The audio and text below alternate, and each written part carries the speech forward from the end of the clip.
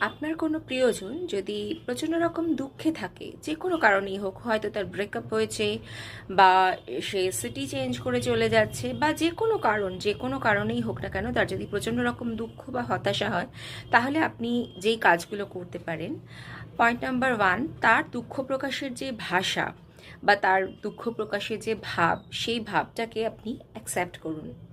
Point number 2, মনোযোগ সহকারে সে যেই কথাগুলো বলছে সেগুলোকে শোনার এবং বোঝার চেষ্টা করুন। এই পরিস্থিতিতে তার মুড সুইং হওয়াটা খুবই স্বাভাবিক। Accept that mood swing too. তাকে ভরসা দিন যে আপনি তার সাথে আছেন। যে কোনো প্র্যাকটিক্যাল টাস্কে তাকে হেল্প করুন।